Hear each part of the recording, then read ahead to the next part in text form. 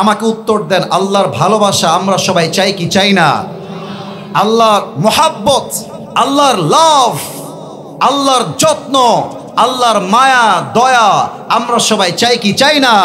আল্লাহ তাআলা বলছেন, ইন্নাল্লাহা ইউহিব্বুল মুতাওয়াক্কিলিন, আমি আল্লাহ তাদেরকে সবচেয়ে বেশি ভালোবাসি যারা আমি আল্লাহর উপরে সুখে দুঃখে ভরসা করতে পারে। সুবহানাল্লাহ পড়বেন না আপনারা সবাই? এবার একটা প্রশ্ন করছি আমার চুয়াডাঙ্গাবাসীকে, বলেন তো আপনারা সবাই নবীজির সবচাইতে কলিজার টুকরা মেয়ের নাম কি ছিল? কে বলতে পারে দেখি তো? ভয় কেন পান? বলেন না, কি নাম ছিল? ফাতেমা। আর একটা প্রশ্ন করছি, আশা করা যায় এটা সবাই পারবে, অন্তত 90% মানুষ তো পারবে, দেখা যাক পারেন কিনা। বলেন তো ফাতেমার স্বামীর নাম কি ছিল? মাশাআল্লাহ, মাশাআল্লাহ, রাইট আনসার আলী। আরেকবার, ফাতেমার স্বামীর নাম কি ছিল? আলী রাদিয়াল্লাহু তাআলা আনহু। লাস্ট কোয়েশ্চেন, শেষ ভালো যার সব ভালো তার। বলেন তো তাদের সংসার থেকে দুইজন জান্নাতের সর্দার এসেছিল, এক হচ্ছে হাসান, দুই হচ্ছে। এবার বোঝাতে চাই যে আল্লাহর তাওয়াক্কুল আলীর কোন লেভেলের ছিল। আমার তো মনে হয় সামনে হাজার হাজার কাফের আর মুসলমান যদি আল্লাহর উপর তাওয়াক্কুল করে একবার সামনে এগিয়ে যায়, হাজার হাজার কাফেরের বিরুদ্ধে একটা ইমানদার মুসলমান এনাফ হয়ে যাবে, ঠিক কিনা বলেন? এবার আমার দিকে একটু দেখতে হবে আমাকে, আমি একটু মাইকটা হটাচ্ছি একটু বোঝাবার স্বার্থে, সরি ফর দ্যাট। আমাকে কি দেখা যায়? এবার একটু কথা বললে ভালো হয়, দেখা যায়? আচ্ছা প্রিয় ভাইরা, আমি যেই জুব্বাটা পরে আছি একটু দেখবেন, এই জুব্বাটা কি লোহার না কাপড়ের?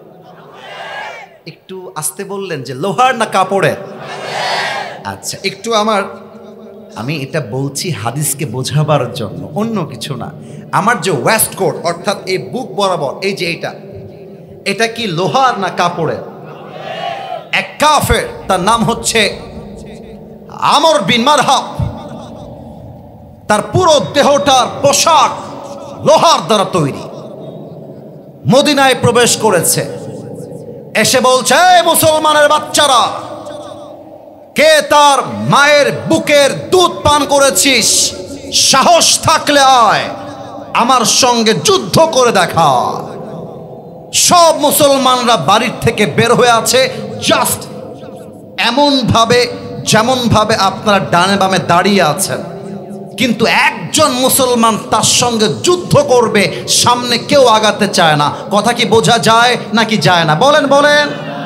ডানে তোমরা কথা বলো নাই, আমার কথা কি বোঝা যায় নাকি যায় না? সব সাহাবী বের হয়ে আসছে, কিন্তু কেউ সামনে যুদ্ধ করতে যায় না। আচ্ছা তাই নাকি? তারপরে বলেন, তারপরে হলো রাসূল বলছেন, এই তোমাদের মাঝে কেউ কি নেই যুদ্ধ করবে এই আমর বিন মারহাবের সাথে? কেউ হাত তুলে না। এবার আলীর তাওয়াক্কুল দেখেন, আলী তার মাথাটা নিচের দিকে এমনি হাত তুলেছে, বলছে, ইয়া রাসূলুল্লাহ গিভ মি অন চান্স, আমাকে একটা সুযোগ দেন। নবীজি বলছে, আলী ইজলিস ইন্নাকা লা তাযালু হাদিসা সিন্নি, আলী বসো বসো। আরে বাবু তোমার বয়স তো কম, তোমাকে দিয়ে হবে না, বসো। কিন্তু মাথায় রাখতে হবে ছোট মরিচের, আর কথা না করলে বুঝি কেমবেলা, ছোট মরিচের। আলী বসো। তো আলী চুপচাপ বসে গেছে। এবার আমর বিন মারহাব আরো বাজে কথা বলছে। আমর বিন মারহাব ডাক দিয়ে বলছে, এই মুসলমান তোরা তো সব কাপুরুষের বাচ্চা, এতবার ডাকলাম, একটা বাপের বেটা কি নাই আমার সঙ্গে যুদ্ধ করবি, থাকলে আয়। কেউ দাঁড়ায় না। আলী হাত তুলেছে, আল্লাহর রাসূল আমাকে একবার পারমিশন দেন। হ্যাঁ আলী বসো, তোমার বয়স কম, বসো। সেকেন্ড টাইম বসে গেছে, থার্ড টাইম, ইয়া রাসূলুল্লাহ আমাকে পারমিশন দেন, আমি যাব। নবীজি বুঝে গিয়েছে আলীর বয়স কম হতে পারে, বাট তার কলিজা ভরা সাহস, আর সাহস দিয়ে ভরা, ঠিক কিনা বলেন? এবার একটু অভিনয় করতে চাই, সরি এটা বোঝাবার স্বার্থে। আমাকে উত্তর দেন, যদি চুয়াডাঙ্গার মানুষ আমার কথা আসলেই বুঝে থাকেন, আপনার বসে বসে ওয়াজ শুনতে যে পরিমাণ কষ্ট হচ্ছে, আমার কলিজা ফেটে যাচ্ছে গরমে। দেখেন আমার পুরো দেহটাই ঘেমে গেছে। কিন্তু মাথায় রাখবেন, সবসময় কষ্ট দেখলে হয় না, টাইম দেখলে হয় না, আইন দিয়ে সবসময় হয় না।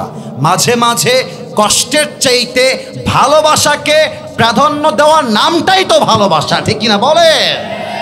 আমি এই কষ্টকে মাইনাস করতে চাই জাস্ট আপনাদের জন্য।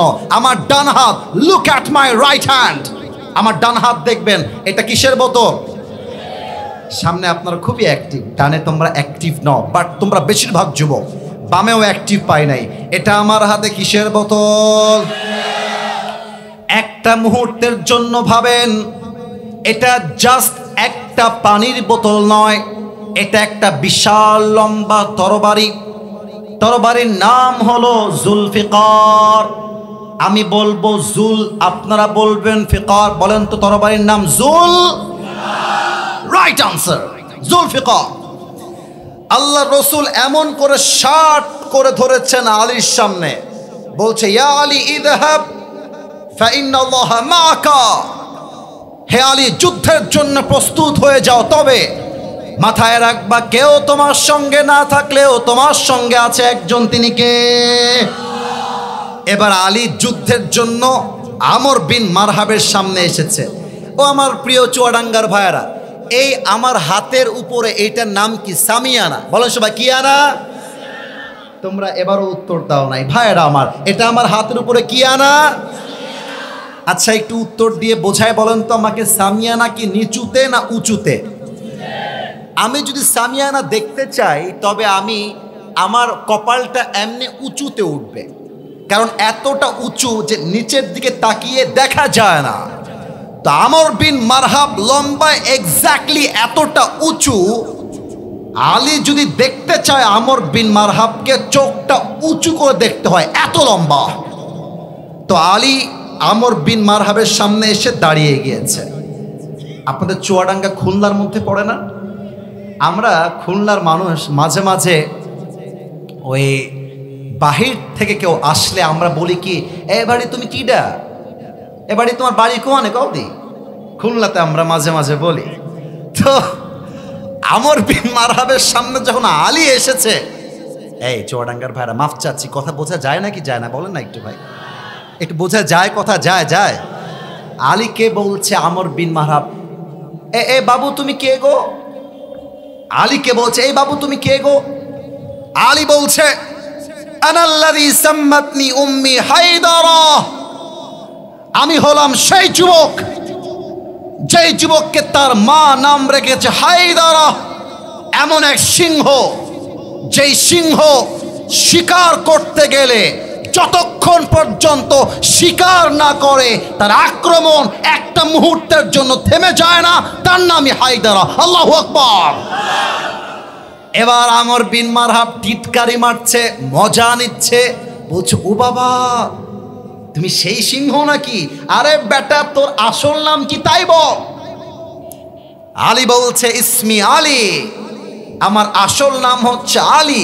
বলছে ও আচ্ছা আচ্ছা, তুমি কি আলী বিন আব্দুল মুত্তালিব? তোমার বাপের নাম কি আব্দুল মুত্তালিব? বলছে না না, আমার বাবার নাম আলী বিন আবি তালেব, আমি আবু তালেবের ছেলে আলী। বলছে ওরে ভাতিজা, তোমার ভাই দিয়ে তোমার বাপ দিয়ে আমার ভাই লাগে, তুমি দিয়ে আমার ভাতিজা ভাই, এন্ডে যাও যাও যাও, ফাইন্নী লা উকাতিলুস সিবিয়ান। আমর বিন মারহাব বলছে আমি বাচ্চাদের গায়ে হাত তুলি না। আরে যাও। এই কথা আলীর রক্তকে গরম করে দিয়েছে। আলী বলছে এই বেটা তুই কার বাচ্চা বলিস? একবার আয় যুদ্ধ করতে, একটা কোপ মারবো তোর মাথার কল্লা 14 হাত দূরে গিয়ে পড়বে। আল্লাহু আকবার।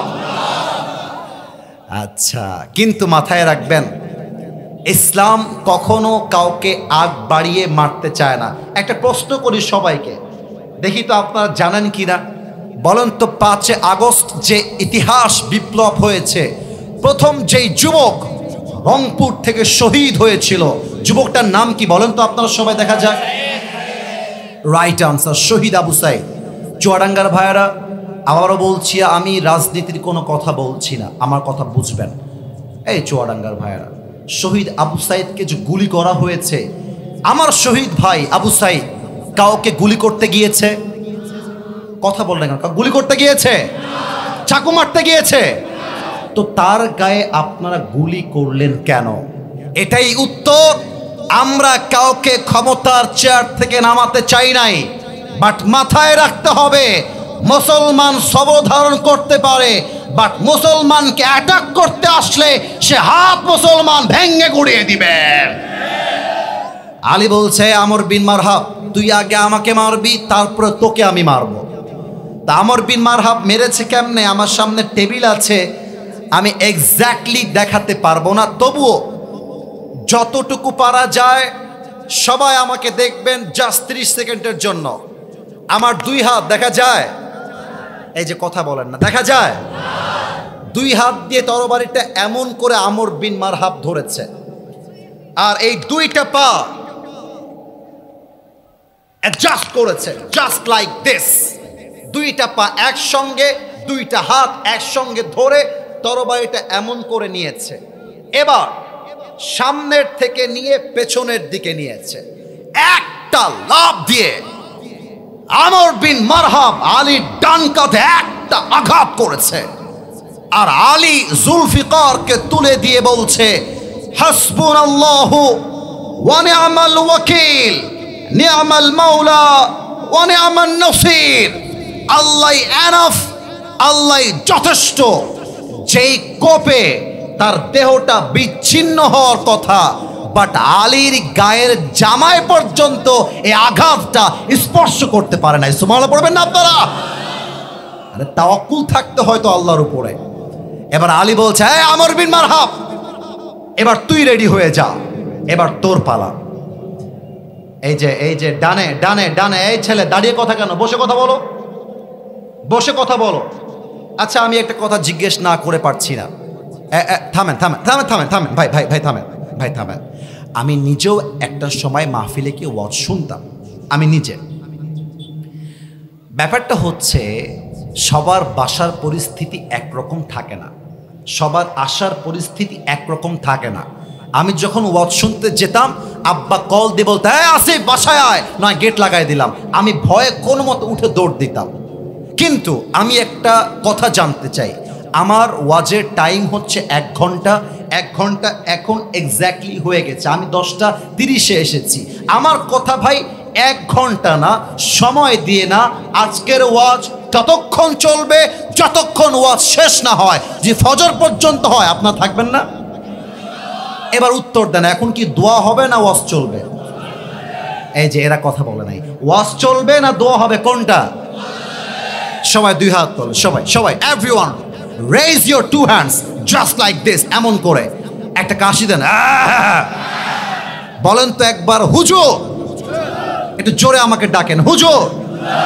আমরা চুয়াডাঙ্গার মানুষ ওয়াদা দিলাম, দোয়া না করে আমরা কেউ, এভাবে বলবেন, আমি জান্নাতে দেখাই, দেখেন, যাব না। আওয়াজটা সামনে এসেছে, ডান থেকে আসে নাই। বলেন সবাই যাব না, বলেন সবাই আওয়াজ করে ইনশাআল্লাহ। এবার যদি কেউ উঠে যায়, লা ঈমান আলাহ লিমান লা আমান আলাহ, যার কথা ঠিক নাই তার ইমানের ঠিক নাই, ঠিক না বলেন?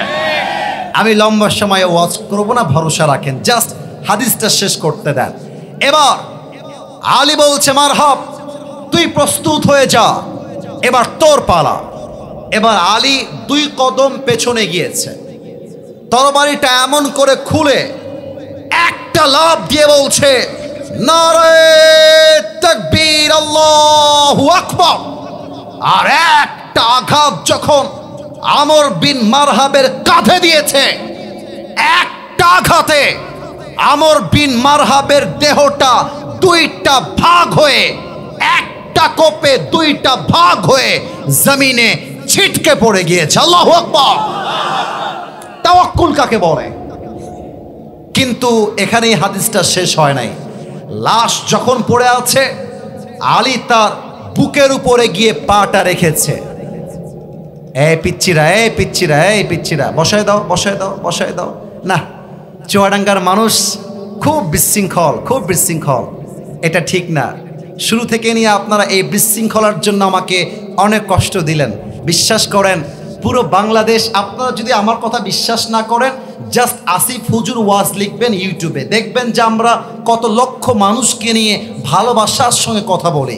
বাট এইরকম চোরের মতো উঠে যায় আমি এইখানকার মতো কোথাও দেখি না, ওয়াল্লাহি আল্লাহর কসম করে বলছি। কিন্তু যারা গেছে ওদের কপাল পোড়া, বাট যারা আমরা বসে আছি, আমি দোয়া না করা পর্যন্ত একটা যুবক, একটা মুরব্বী মাঠ ছাড়তে পারবে না, ঠিক কিনা বলেন? আমাকে এই হাদিসটা শেষ করতে দেন।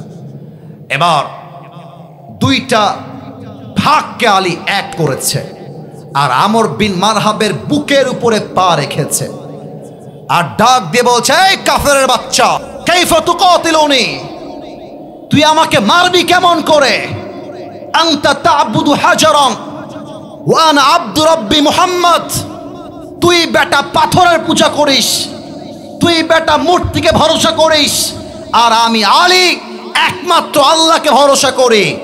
আর যে আলী আল্লাহকে ভরসা করে তাকে হারাই দিবে এমন কোন কাফেরের বাচ্চা জন্মগ্রহণ করে না, ঠিক কিনা বলেন? এবার প্রিয় ভাইয়ারা, আপনারা বুঝতে পারলেন এই মেসেজটা। কাফেরের শক্তি যত বড় হোক, মুমিনের হৃদয়ে যদি তাওয়াক্কুল থাকে আর ঈমান থাকে, তাকে হারায় দেওয়ার মতো শক্তি আর কেউ কি হতে পারে? আপনারা সবাই ডক্টর মিজানুর রহমান আজহারি হুজুর নামটা শুনছেন না আপনারা সবাই? আপনাদের চুয়াডাঙ্গায় হুজুর কিন্তু 5 বছর আগে এসেছিলেন। আমি দেখেছি ওয়াজ মাহফিলটা, ফেসবুকে দেখেছিলাম, লক্ষ লক্ষ মানুষ সেই মাহফিলে দেখেছিলাম। আল্লামা আজহারি সাহেবকে 2020 সালে, আমি বলতে বাধ্য হচ্ছি, এটা বলতাম না আমি, রাজাকারের ট্যাগ দিয়ে, জঙ্গিবাদের ট্যাগ দিয়ে, শিবিরের ট্যাগ দিয়ে, জামাতের ট্যাগ দিয়ে দেশটা ছাড়তে বাধ্য করা হয়েছিল। বাট আজহারি সাহেব রবের উপর তাওয়াক্কুলটা হারিয়ে দেন নাই। আজকে সময় পরিবর্তন হয়েছে, যারা তাকে ভাগতে বাধ্য করেছিল তারাই পালিয়ে গিয়েছে। আল্লামা আজহারি বীর সৈনিকের বেশে বাংলাদেশে ফিরে এসেছে, ঠিক কিনা বলেন? তুমি চাও ইসলামকে স্তব্ধ করতে, তুমি চাও ইসলামকে বন্ধ করতে, বাট মাথায় রাখবা ইসলামের বিজয় হবে হয় তোমাকে নিয়ে হয় তোমাকে ছাড়া, বাট ইসলামের বিজয় হবে এটা নিশ্চিত করেছে একজন, তিনি কে?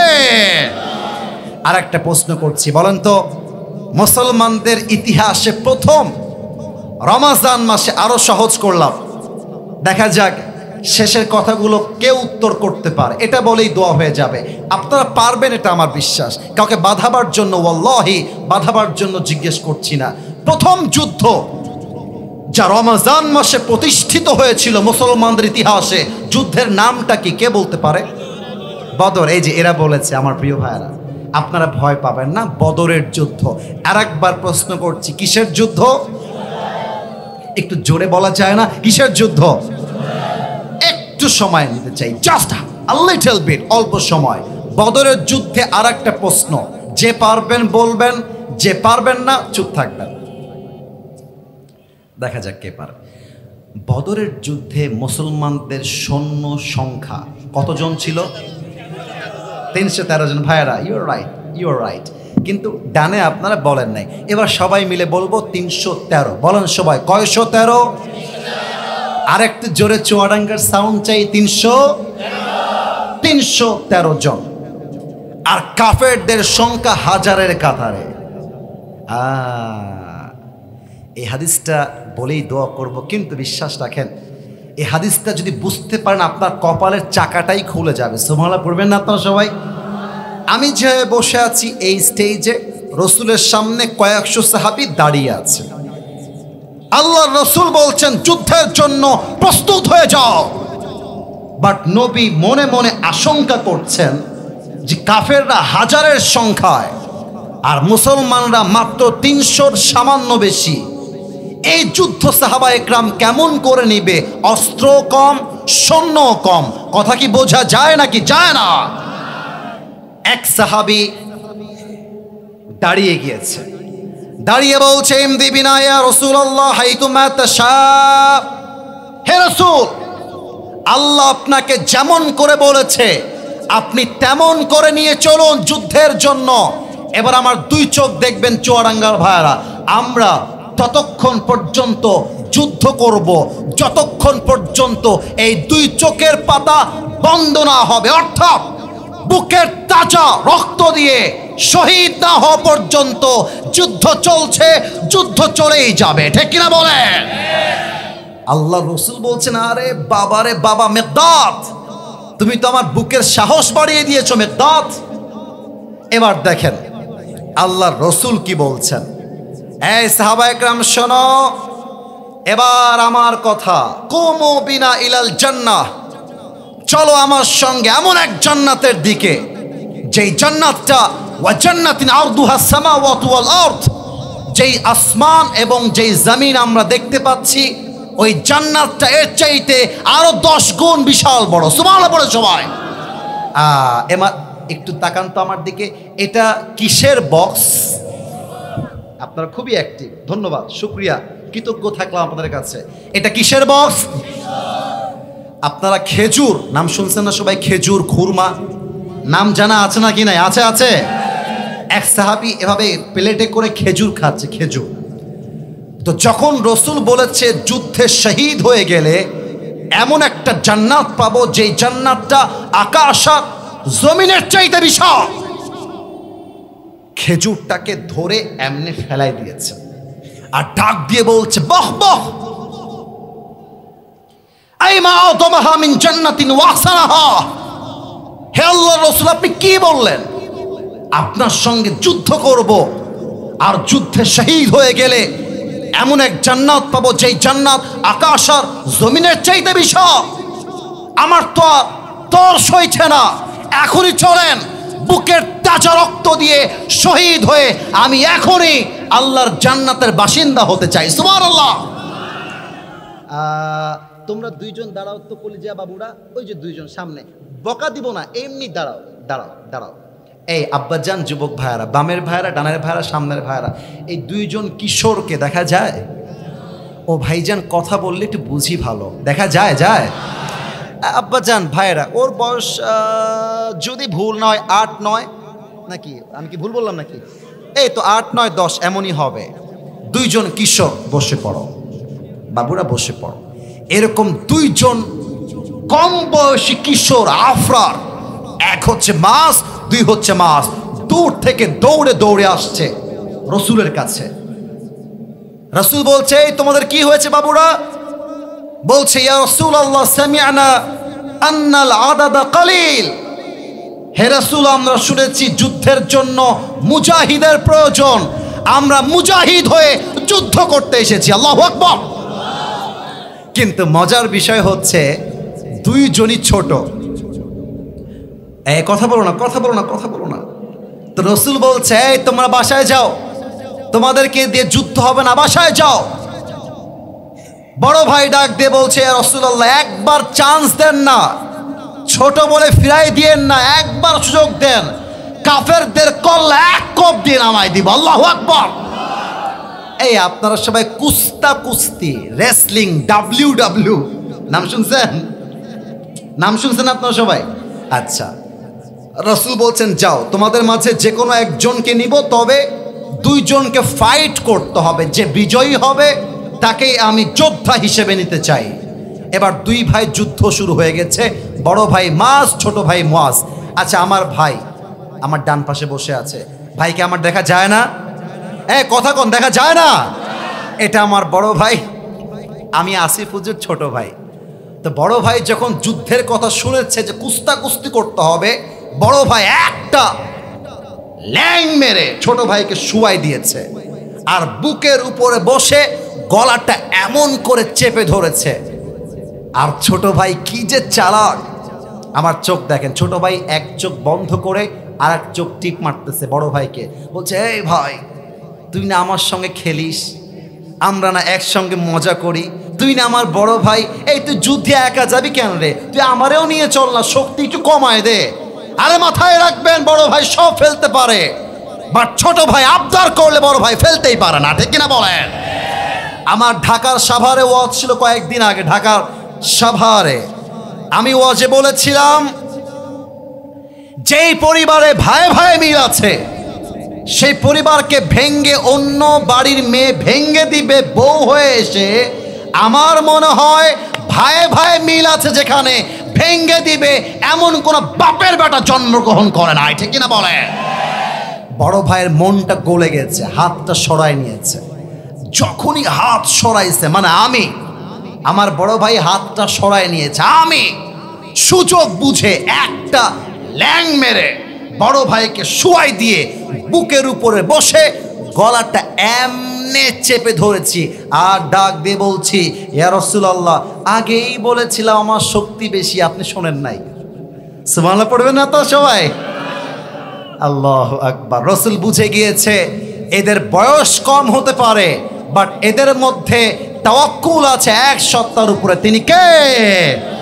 এবার হাদিসের শেষাংশ।